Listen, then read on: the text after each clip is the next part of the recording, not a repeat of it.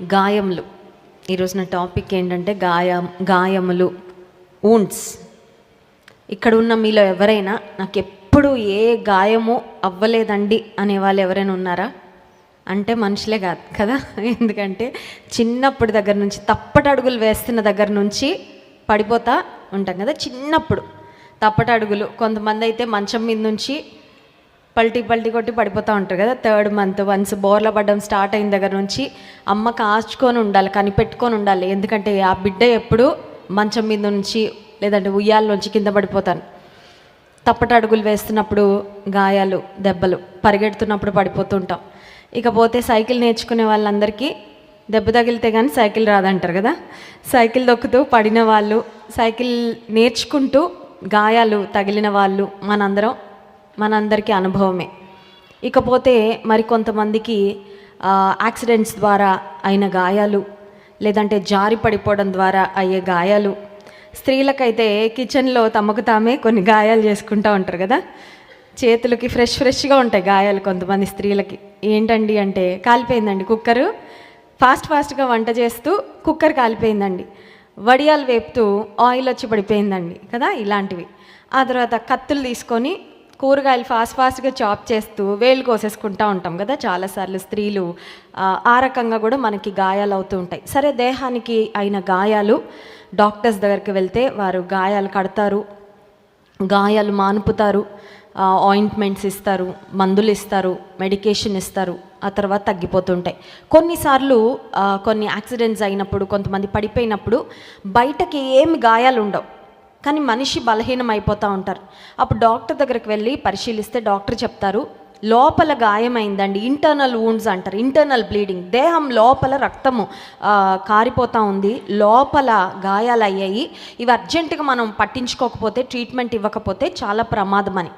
Doctors దేహానికి బయట ఎక్స్టర్నల్గా అయ్యే గాయాలు, ఆ తర్వాత కొన్నిసార్లు కొన్ని ప్రమాదాలు జరిగినప్పుడు లోపల, దేహం లోపల ఇంటర్నల్గా కొన్ని ఫ్రాక్చర్స్ కూడా చూడండి లోపల జరుగుతాయి. ఎక్స్రే తీస్తే కానీ, స్కానింగ్ తీస్తే కానీ మనకు తెలియదు. అలాంటి గాయాలన్నిటినీ డాక్టర్స్ మాన్పగలరు. కానీ ఈరోజు నా సందేశం యొక్క అంశం ఏంటంటే, మనసుకు తగిలే గాయాలు. మనసుకు తగిలే గాయాలు ఏ డాక్టర్కి తెలుస్తాయండి? మనుషులకు తగిలే గాయాలు, మనసుకు తగిలే గాయాలు ఎవ్వరికీ కనపడవు, ఎవ్వరికి తెలియవు. ఒకవేళ తెలియపరిచినా, కనుపరిచినా అవి మనుషులు మాత్రం ఖచ్చితంగా మాన్పలేరు. 147వ కీర్తన 3వ వచనం అందరం కలిసి చదువుకుందాం. 147వ కీర్తన 3వ వచనం. గుండె చెదరిన వారిని ఆయన బాగు చేయువాడు, వారి గాయములు కట్టువాడు. ఇంకొకసారి చదువుదామా? అందరం కలిసి చదువుదాం మనసు పెట్టి. గుండె చెదరిన వారిని ఆయన బాగు చేయువాడు, వారి గాయములు కట్టువాడు. ఒకసారి స్తోత్రం చెప్దామా? హల్లెలూయా. గుండె చెదరిన వారిని. చాలాసార్లు కొన్ని పరిస్థితులు మన జీవితంలో ఎదుర్కొన్నప్పుడు, కొన్ని నిందలు, అవమానాలు, మాటలు, సమస్యలు, మన జీవితంలో కొన్ని తీరని లోటులు వచ్చినప్పుడు గుండెకి కొన్ని గాయాలు అయిపోతాయండి. గుండె చెదిరిపోద్ది. గుండె చెదిరిపోయిన సమయంలో ఎట్లా ఉంటుందంటే, మళ్ళీ ఇంకా నా మనస్సు మళ్ళీ మంచిగా రాలేదండి, కోల్పోయిన ఆ ఆనందం, సంతోషం ఇంకెప్పుడు నాకు తిరిగి రాదనిపిస్తుంది. ఐఎమ్ బ్రోకెన్ హార్టెడ్, నా గుండె పగిలిపోయింది, నా గుండె చెదిరిపోయింది అన్న స్థితిలోకి కొన్నిసార్లు మన జీవితం వెళ్ళిపోయినప్పుడు దేవుని వాక్యం మనకిస్తున్న అభయము, దేవుని వాక్యం మనకిస్తున్న ధైర్యం ఏంటంటే, మన దేవుడు గుండె చెదరిన వారిని బాగు చేయువాడు, వారి గాయములు కట్టువాడు. 2 మాటలు ఇక్కడ కనబడుతున్నాయి. ఒకటి బాగు చేయుట, రెండవది కట్టుట. బాగుపరచబడాలంటే, బాగా అవ్వాలంటే ఖచ్చితంగా పరమ వైద్యుడైన యేసయ్య వద్దకు మనం రావాల్సిందే. హల్లెలూయా. ఉదయకాల సమయంలో శుభవార్త ఏంటంటే, బాగుపరిచే దేవుని దగ్గరికే మనం వచ్చాం. We are at the right place. సరైన స్థలానికే వచ్చాము. ఆయన బాగు చేసే దేవుడు. బయటకు అయిన గాయాలే కాదు, లోపలున్న గాయాలను కూడా దేవుడు బాగు చేసేవాడు. రెండవ మాట ఏంటంటే కట్టువాడు, కట్టుట. God is the one who builds. దేవుడు కట్టేవాడు, బాగు చేసేవాడు. అంటే ఒక మాటలో చెప్పాలంటే కన్స్ట్రక్టివ్ వర్క్ దేవుడు చేస్తాడు. కానీ అపవాది చేసే పని ఏంటంటే, మంచిగా ఉన్నదాన్ని చెడగొట్టడం అపవాది యొక్క పని, కట్టబడిన దాన్ని కూల్చడం అపవాది యొక్క పని. బట్ ప్రైజ్ గాడ్, దేవుడు మన పక్షంగా ఉన్నాడు. ఆయన మనల్ని బాగు చేయాలని, మన గాయాలను కట్టాలని ఈ ఉదయకాల సమయంలో ఆయన కోరుతున్నాడు. రూతు గ్రంథము 1వ అధ్యాయంలో మనకు అక్కడ కుటుంబం కనబడుతుంది.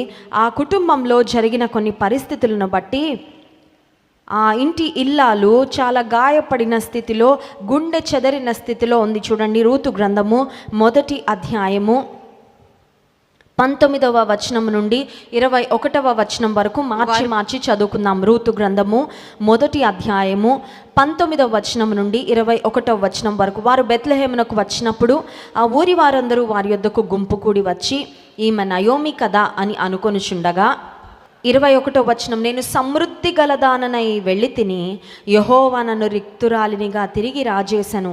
మీరు నన్ను నయోమి అని పిలువనేలా యెహోవా నా మీద విరుద్ధముగా సాక్ష్యము పలికెను.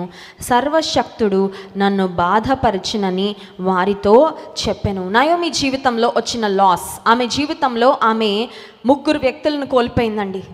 ఒక స్త్రీకి భర్త చాలా చాలా ప్రాముఖ్యం, భర్త శిరస్సు. ఇప్పుడు ఈమె భర్తను కోల్పోయిన స్థితిలో ఉంది. 2 కొడుకులు ఉన్నారు. పోనీ భర్త లేకపోతే కనీసం కుమారులు ఉన్నారు కదా నన్ను ఆదరించడానికి అని అనుకుంటున్న ఆ సందర్భంలో కుమారులు 2 కూడా కోల్పోయింది. ఒకప్పుడు సమృద్ధితో ఉంది, ఇప్పుడు ఖాళీ అయిపోయింది. ఇంటి నిండా మనుషులు ఉండేవారు ఒకప్పుడు, ఇప్పుడు ఇంట్లో మనుషులు లేరు. బహుశా ఇంట్లో భర్త కుమారులు ఉన్నప్పుడు వారు చక్కగా సంపాదించుకొని వస్తూ వారి ఇంట్లో ఫైనాన్షియల్గా కూడా ప్రాస్పెరిటీ ఉండేదేమో. బహుశా వారు ఆర్థికంగా తినడానికి కావలసినంత చక్కని సమృద్ధి అయిన ఆహారము లేదంటే ధనము, వారికి అవసరతలన్నీ తీర్చబడుతూ ఉండేవేమో. కానీ ఒక్కసారిగా ఇంట్లో 3 వ్యక్తులు ఈ లోకాన్ని విడిచిపెట్టి వెళ్ళిపోయిన తర్వాత ఇప్పుడు నయోమి జీవితము, నయోమి ఇల్లు ఎట్లా అయిపోయిందంటే ఖాళీ అయిపోయింది. ఇప్పుడు నయోమికి వచ్చిన బాధను ఎవరికి పాయింట్ చేసి చెప్తా ఉందంటే, సర్వశక్తుడు నన్ను బాధపరచెను అందరితో చెప్తా ఉంది. దేవుడు నన్ను బాధ పెట్టాడండి, నన్ను ఇంకా నయోమి అని పిలవద్దు. నా పేరుకి నా జీవితానికి మ్యాచింగ్ అవ్వట్లే, నా పేరు నా జీవితము మ్యాచ్ అవ్వట్లేదు, సూట్ అవ్వట్లేదు. నయోమి అంటే మధురము, నన్ను మధురం అని పిలవద్దు. ఎందుకంటే మధురమైన అనుభవాలు కానీ మధురమైన పరిస్థితులు కానీ నా జీవితంలో ఇక ఎంత మాత్రమో లేదు. అంటే ఇక్కడ ఒక మాటలో చెప్పాలంటే నయోమి గుండె నిండా గాయాలు ఉన్నాయి. ఏంట గాయాలంటే ఖాళీ చేతులతో, ఖాళీ గుండెతో, ఖాళీ ఇంటితో ఆమె హృదయం అంతా కూడా వేదన భరితంగా ఉంది. ఈ పరిస్థితుల్లో నయోమి జీవితాన్ని దేవుడు ఏం చేశాడు? Her life turned bitter. మంచిగా ఉన్న బ్రతికే, మంచిగా ఉన్న జీవితమే, కానీ బెత్లెహేమును విడిచిపెట్టి మోయాబు ప్రాంతానికి వెళ్ళిన తర్వాత ఆమె ఎదుర్కొన్న పరిస్థితులను బట్టి she was filled with grief, pain, loss. కోల్పోయిన పరిస్థితులను బట్టి వేదనతో ఆమె జీవితం నింపబడింది. ఆ వేదన వలన ఆమె హృదయం నిండా చేదొచ్చేసిందండి, బిటర్నెస్ వచ్చేసింది. ఆ సమయంలో దేవుడు ఆమెను జ్ఞాపకం చేసుకున్నాడు. God remembered Naomi. ఇప్పుడు ఒక మాటలో చెప్పాలంటే భర్త లేడు, కుమారులు లేరు అంటే అర్థం ఏంటంటే ఇక ఆమెకు బంధువులు కూడా ఎవ్వరు లేరు. ఉన్నారా? కుటుంబీకులు ఎవరైనా ఉన్నారా? ఎవ్వరు లేరు. ఏదో కుమారుడు చేసుకున్న ఒక్క కోడలు మాత్రం ఆమెతో పాటు రూతు బెత్లెహేము ప్రాంతానికి తిరిగి వచ్చింది. కానీ దిస్ వన్ గుడ్ థింగ్, ఆమె జీవితంలో ఆమె దేవుణ్ణి విడిచిపెట్టకుండా ఆమె దేవుని పట్టుకున్న కారణం చేత దేవుడు ఆమెను జ్ఞాపకం చేసుకొని ఆమె గుండెకు అయిన గాయాన్ని ఎలా మాన్పారో ఒకసారి చూడండి. రూతు గ్రంథము 4వ అధ్యాయము 14వ వచనం నుండి చదువుకుందాం. రూతు గ్రంథము 4వ అధ్యాయము 14వ వచనం. అప్పుడు స్త్రీలు ఈ దినమున నీకు బంధువుడు లేకుండా చేయని యెహోవా స్తుతినొందును గాక. ఆయన నామము ఇశ్రాయేలీలలో ప్రకటింపబడును గాక. నిన్ను ప్రేమించి 7 కుమారుల కంటే నీకెక్కువగా ఉన్న నీ కోడలు ఇతని కనెను. ఇతడు నీ ప్రాణమును ఓదార్చి ముసలితనమున నీకు పోషకుడు నయోమితో చెప్పాను. ఒకసారి స్తోత్రం చెప్దామండి. హల్లెలూయా. నయోమి అనుకుంది, నాకు ఇంకెవరు బంధువులు లేరు, నన్ను ఇంకా ఆదరించేవారు ఎవరు లేరు, నా ముసలితనమందు నన్ను చూసుకోవడానికి నాకు ఇంకెవరు లేరు. సమృద్ధి గలదాననై వెళ్ళాను, కానీ రిక్తురాలిగా అయిపోయాను, నా జీవితము ఒంటరి జీవితం అయిపోయింది అని వేదనాభరితమైన స్థితిలో ఉన్న నయోమి జీవితాన్ని దేవుడు జ్ఞాపకం చేసుకొని దేవుడు ఆమె గుండెకైన గాయం ఎలా మాన్పాడంటే, నయోమి బయటకి బాగానే ఉందండి, ఆమెకి ఏమి యాక్సిడెంట్ అవ్వలేదు, ఫ్రాక్చర్లు అవ్వలేదు, ఏమీ దెబ్బలేం తగల్లా, సో బయట నుండి చూసిన వాళ్ళు ఈమె బాగానే ఉంది అనుకుంటా ఉండుంటారు, కానీ ఎప్పుడైతే ఆమె బెత్లెహేముకు తిరిగి వచ్చిందో అక్కడున్న వారందరితో ఆమె హృదయంలో ఉన్న వేదన అంతా ఒక్కసారిగా వాల్కెనో ఇరప్ట్ అయినట్లు, అగ్ని పర్వతము ఒక్కసారి ఇరప్ట్ అయినప్పుడు అందులో లావా అంతా బయటకు వస్తూ ఉంటుంది కదండి, అట్లా ఆమె ఒక్కసారిగా హృదయంలో ఉన్నదంతా బయటకు చెప్తే అప్పుడు అర్థమైంది అక్కడ ఉన్న వాళ్ళందరికీ, ఈమె హృదయంలో ఇంత వేదన ఉందా, ఇంత దిగులు పెట్టుకుందా, ఇంత భారంతో ఉందా నయోమి. కొన్నిసార్లు మన హృదయంలో ఉన్న వేదనను ఎక్కడో కిందకు అదిమి పెట్టేస్తామండి. ఎంత బాగా అదిమి పెడతామంటే లోపల పైకి చాలా నవ్వుతూ, చాలా మంచిగా, చాలా ధైర్యంగా ఉన్నట్లు కనబడతాం. అసలు నాకు ఏ వరి లేదండి, అసలు నాకు ఏ టెన్షను లేదండి, అసలు చీకు చింత లేని బ్రతుకండి నాది అన్నట్లు కనపడేలాగా హృదయంలో అయిన గాయాలను, హృదయంలో ఉన్న వేదనను కొన్నిసార్లు మనం అదిమి పట్టేసి బయటకి కొంచెం మనం లేనిది ఉన్నట్లుగా ప్రదర్శిస్తూ ఉంటాం. ఎందుకంటే ఎవరి దృష్టిలో మనకి చులకనవ్వడం ఇష్టం లేక, మనుషుల ముందు నేను ఎందుకు బయటపడాలని చాలాసార్లు మనం అలా వేదనంతా లోపల పెట్టుకుంటాం. నయోమి కూడా చాలా పెట్టుకుంది లోపల. బట్ ఆ టైం కేమ్, ఒక సమయం వచ్చింది, ఇంకా ఆమె లోపల పెట్టుకోలేకపోతా ఉంది. She could not contain her pain. ఆమె వేదన, ఆమెలో ఉన్న బాధ ఇంకా తట్టుకోగలిగిన స్థాయిని దాటిపోయింది. అందుకని నయోమి ఏం చేస్తుందంటే అందరూ ఆమె చుట్టూ గుమికూడి, మళ్ళీ నయోమి ఇన్ని సంవత్సరాల తర్వాత బెత్లెహేముకు వచ్చిందా అని ఆమెను పలకరించడానికి వస్తే ఒక్కసారిగా హృదయంలో ఉన్నదంతా బయటకి పెళ్ళుబికిపోయిందండి. ఆమెలో ఉన్న వేదన అంతా పెళ్ళుబుకగానే ఆ చుట్టూ ఉన్న మనుషులు అనుకుంటారు, మేమేం చేయగలం, వాట్ కెన్ వీ డూ. ఈమె బాధ అయితే చెప్పుకుంది. ఆమెను ప్రేమించిన వారు బహుశా బాధపడి ఉండుంటారు, అయ్యో ఇంత బాధ ఉందా, ఇంత కష్టం వచ్చిందా అమ్మ నీకు అని. బహుశా నయోమి యొక్క శత్రువులు ఆమె బాధనంతా విని లోపల నవ్వుకొని ఉండుంటారేమో. బట్ మనుషులు చేయగలిగిన దానికి ఒక పరిమితి ఉంటుందండి. People can only go and help to a certain extent. కానీ ఆమె ఆ బాధంతా వెళ్ళగక్కున్నప్పుడు ఆమె బాధను, ఆమె భారాన్ని, ఆమె వేదనను దేవుడు చూసి, దేవుడు ఆమె గుండెకైన గాయాన్ని ఎలా మాన్పాడంటే, రూతు బోయేజు అనే వ్యక్తికి భార్యగా ఆమె చేయబడినప్పుడు, ఆమెకు వివాహం అయినప్పుడు, నయోమి యొక్క కోడలు తిరిగి ఒక కుటుంబీకురాలైన తరువాత ఇప్పుడు ఒక మంచి మనవడు పుట్టాడు. ఆ మనవడు పేరేంటండి, ఓబెదు. ఇప్పుడు అక్కడున్న వారందరూ చెప్తున్న మాట 15వ వచనం, రూతు గ్రంథం 4వ అధ్యాయం 15వ వచనం, నిన్ను ప్రేమించి ఏడుగురు కుమారుల కంటే నీకెక్కువగా ఉన్న నీ కోడలు ఇతనిని కనెను. ఒకసారి చూడండి, కోల్పోయింది ఎంతమంది కొడుకులనండి.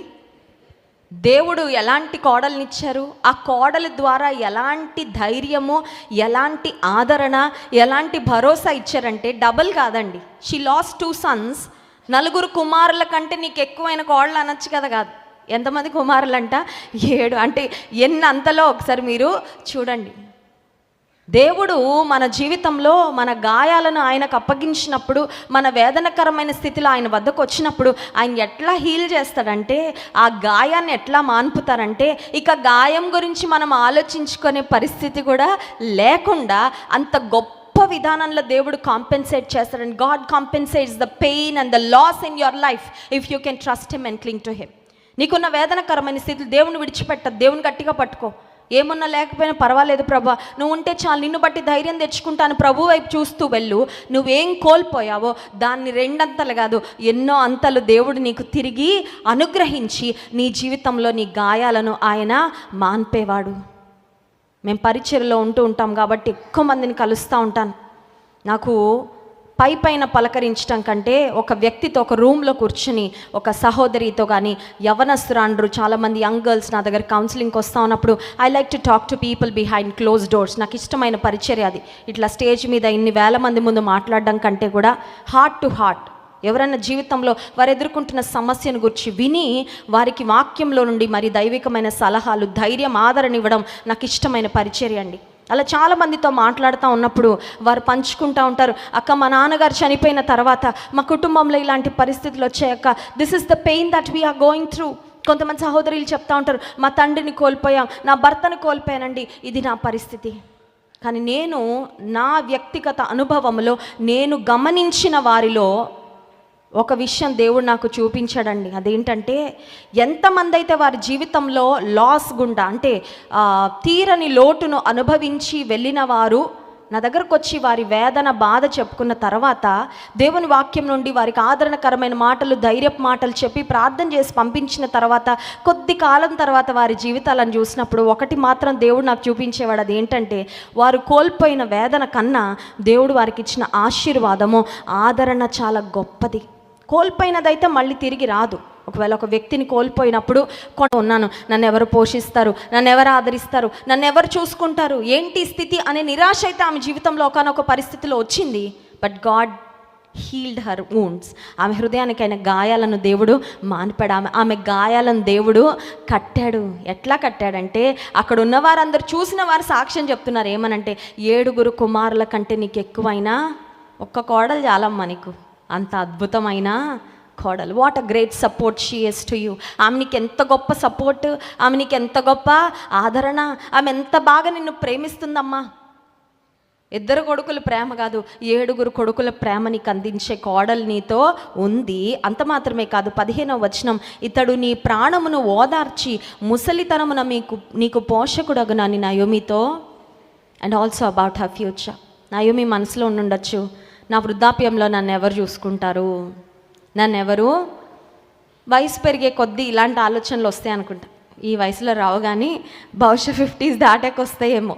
తల్లిదండ్రులకు మమ్మల్ని ఎవరు చూసుకుంటారు, మమ్మల్ని ఎవరు ఆదరిస్తారు. ఒకవేళ కుమార్తె ఉంటే మంచి అల్లుడు వస్తే బాగుండు, మమ్మల్ని ఆదరించే వ్యక్తి వస్తే బాగుండు. ఒకవేళ కొడుకులుంటే మా కోడలు మా కొడుకుని మమ్మల్ని ప్రేమగా చూడనిస్తే చాలు, బాగుండు అని వెళ్తుందేమో మనసు. నయోమి జీవితంలో 2 కొడుకులు కోల్పోయిన తర్వాత probably she had that thought in her mind, నన్ను ఎవరు చూసుకుంటారు, ఉన్నవారు నా వారు, నా ఇంటి పేరు ఉన్నవారు ఎవరు లేరు కదా, నన్ను ఎవరు ఆదరిస్తారు అని ఉండుండొచ్చు.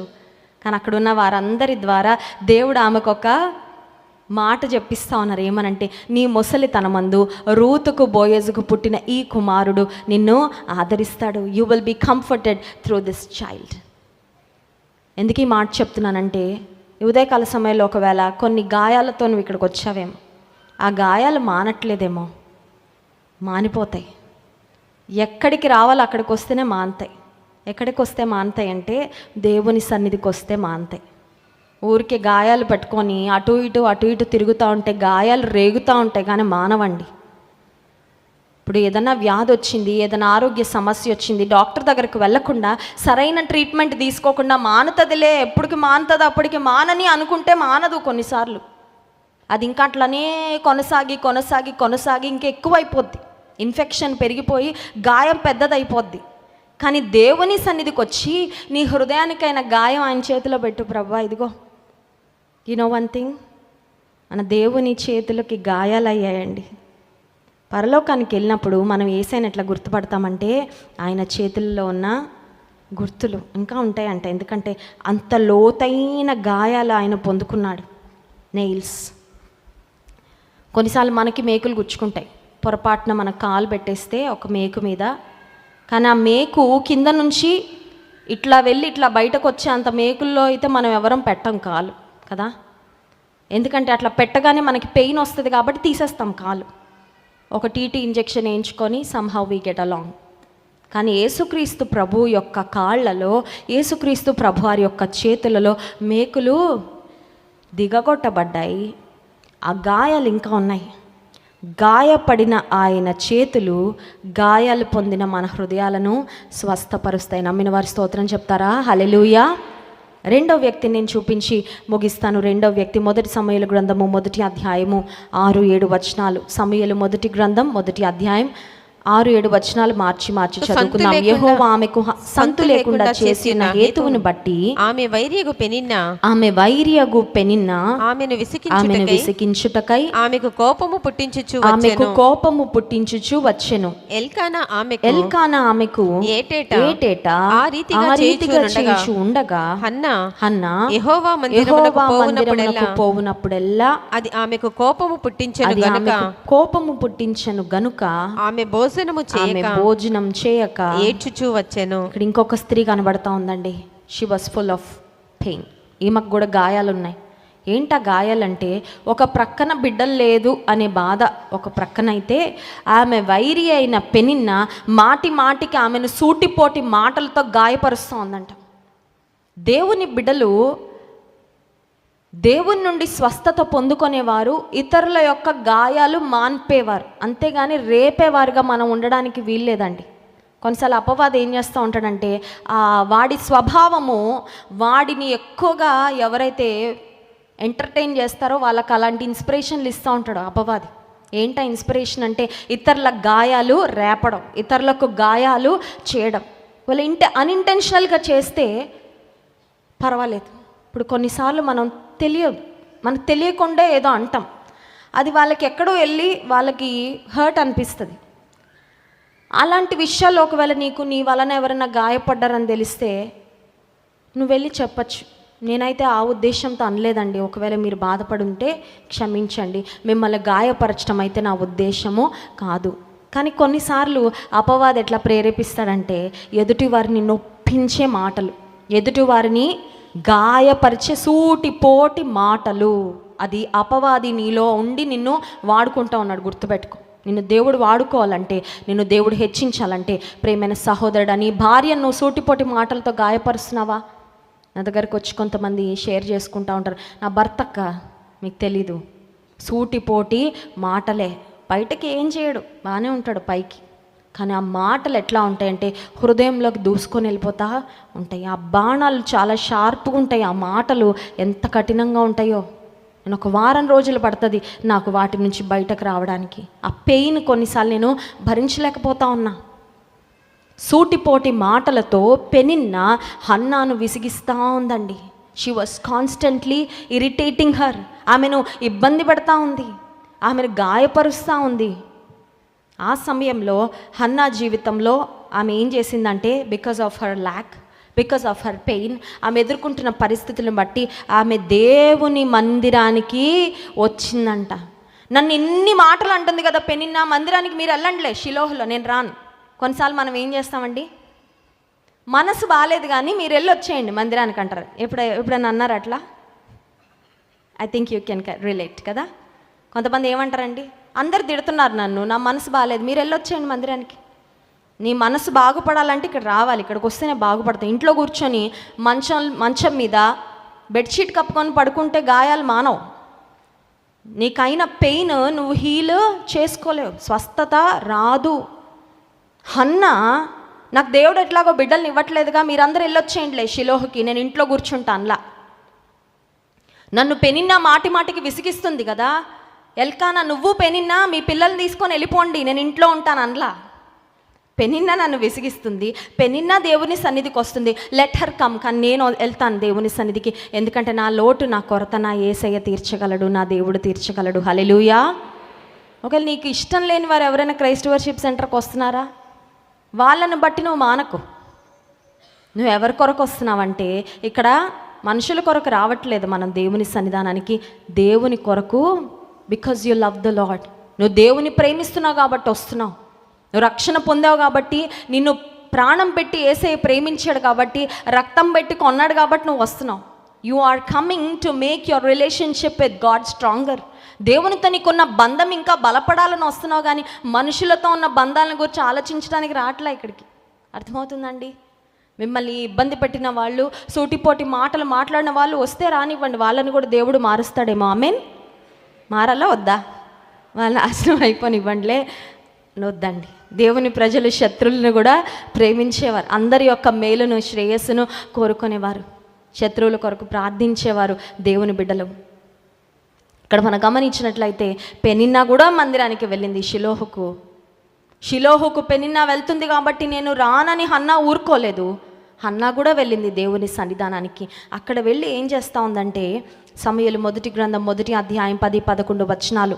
బహు దుఃఖాక్రాంతురాలై వచ్చి యెహోవా సన్నిధిని ప్రార్థన చేయుచు బహుగా ఏడ్చుచు సైన్యములకు అధిపతివగు యెహోవా, నీ సేవకురాలైన నాకు కలిగిన శ్రమను చూచి నీ సేవకురాలనైన నన్ను మరువక జ్ఞాపకము చేసుకొని నీ సేవకురాలనైన నాకు మగపిల్లను దయచేసిన ఎడల వాని తల మీదకి క్షౌరపు కత్తి ఎన్నటికి రానియక వాడు బ్రతుకు దినములన్నిటను నేను వానిని యెహోవానగు నీకు అప్పగింతునని మొక్కుబడి చేసుకొనెను. మొక్కుబడి హృదయం కుమ్మరించుకొని ప్రార్థన గాయమంతా దేవుని సన్నిధిలో వచ్చి ఏడ్చుకొని చెప్పుకుందండి దేవునికి.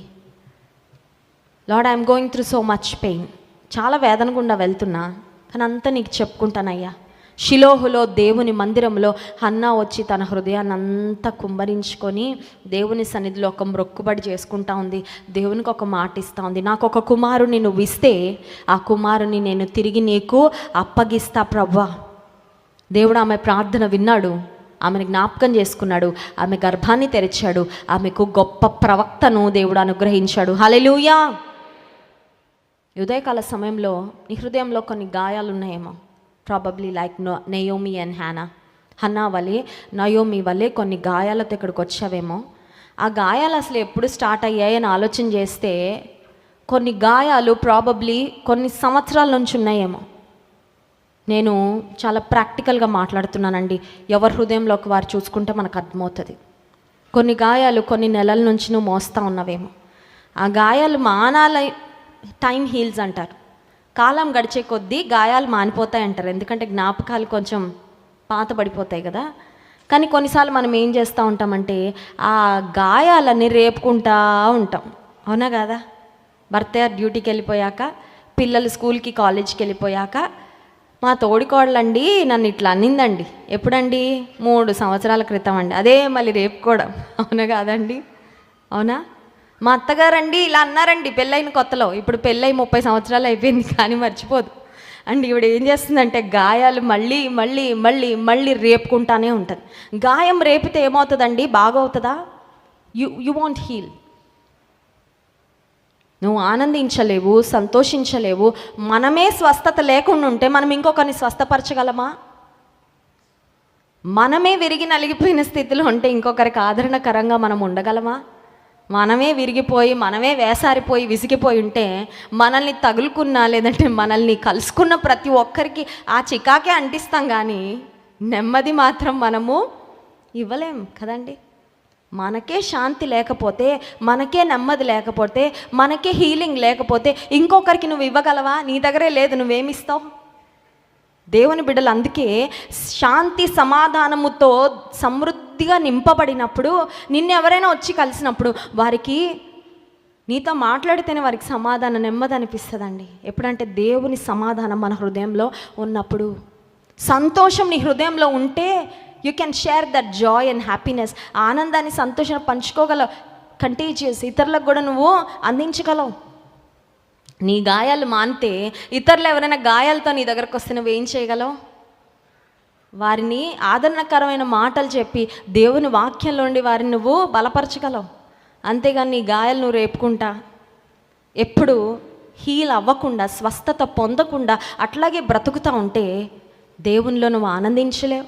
దేవుడు నీకు నాకు ఇవ్వాలనుకున్న సమృద్ధి జీవాన్ని కూడా మనము ఖచ్చితంగా పొందుకోలేము. అందుకే ప్రారంభంలో 147వ కీర్తన 3వ వచనం మనం చదివాం కదా, ఆయన గుండె చెదరిన వారిని బాగు చేయువాడు, వారి గాయములు. ఒకసారి దేవుని సన్నిధానానికి ఉపవాస ప్రార్థనకు వచ్చిన మనము అడుగుదాం, lord I want your healing. నీ స్వస్థత నాకు, బయట ఏం లేవయ్యా గాయాలు, బయట అంత బాగానే ఉంది, I'm so well on the out side. నన్ను చూసిన వారు అనుకుంటారు బ్రహ్మాండమైన జీవితం అండి, కానీ లోపల ఉన్నాయి చాలా గాయాలు. ఎప్పుడెప్పుడో ఎవరెవరో అన్న మాటలు, నువ్వు చేయని వాటిని నీ మీద వేసినప్పుడు, చేయని నేరాలు లేదంటే చేయని వాటి గురించి నిన్ను నిందిస్తూ ఉన్నప్పుడు, మనుషులు ఒకవేళ నిన్ను అన్న సూటిపోటి మాటలు, నీ జీవితంలో నువ్వు పొందుకున్న వేదన, కొరతలను బట్టి ఒకవేళ నువ్వు గాయాలతో బ్రతుకుతా ఉన్నావా? ఉదయకాల సమయంలో అడుగు, దేవుడు నిన్ను స్వస్థపరిచేవాడు. మోకరించండి, చిన్న ప్రార్థన చేసుకుందాం. లోతైన గాయాలు అవన్నీ నీకు తెలుసు ప్రభువా, ఒక్కొక్కటి నువ్వు స్వస్థపరిచే. నీ స్వస్థత నాకు కావాలి, నీ స్వస్థత నాకు కావాలి. దేవుడి సన్నిధిలో నీ హృదయానికైన గాయాలు కొన్ని సంవత్సరాల నుంచి వాటిని మోస్తున్నావా?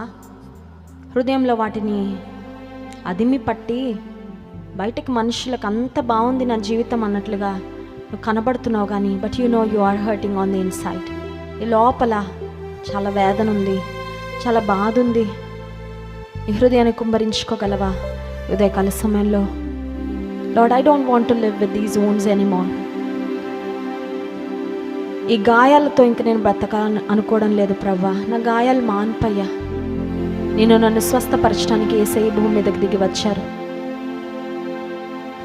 బాధింపబడు వారికి అందరికీ ఆయన న్యాయము తీర్చునని వాక్యంలో వ్రాయబడింది. శ్రమల చేత కొట్టబడుతూ వేదనలతో నువ్వు బ్రతుకుతున్నావా? దేవుని అడుగు ప్రభువా. Lord, heal my heart. నా హృదయాన్ని బాగు చేయి ప్రభువా. నా హృదయంలో ఉన్న గాయాలు నీవు కట్టాలని నేను కోరుకుంటున్నానయ్యా. మొదట నేను స్వస్థత పొంది అనేక మందికి కూడా నాయన ఆదరణకరమైన మాటలు నేను పంచగలిగే స్థితిలో నన్ను నిలబెట్టు ప్రభువా. అడుగుదామా?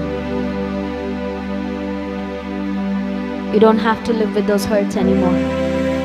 నేను బాధించిన వారిని, నిన్ను నిందించిన వారిని నువ్వు పగ తీర్చుకోవాల్సిన అవసరం లేదు. యుద్ధం యెహోవాదే, ప్రభుకు అప్పగించు, పర్వాలేదు. The Lord will take care. నీ శత్రువులను క్షమించు, నీ శత్రువులను దీవించు దేవుని సన్నిధిలో. నీ హృదయాన్ని తేలిక చేసుకో.